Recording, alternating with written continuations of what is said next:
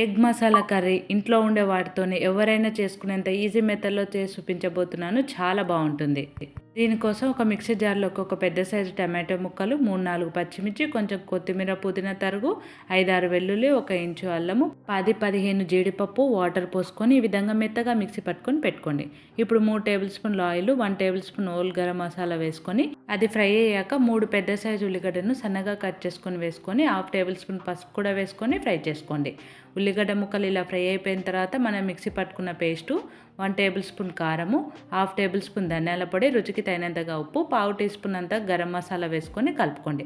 Oil పూర్తిగా పైకి తేలేంత వరకు ఈ విధంగా ఫ్రై చేసుకొని ఇప్పుడు చిన్న టీ గ్లాసు వాటర్ పోసుకొని కలుపుకొని 3 ఉడికించుకుని ఎగ్స్ని 2 ముక్కలా కట్ చేసుకొని వేసుకొని కొద్దిగా కసూరి మేతి వేసుకొని కలుపుకొని మూత పెట్టుకొని ఆయిల్ పైకి తేలేంత వరకు చేసుకొని స్టవ్ ఆఫ్ చేసుకుంటే మన ఎగ్ మసాలా కర్రీ రెడీ. చాలా బాగుంటుంది. ట్రై చేయండి.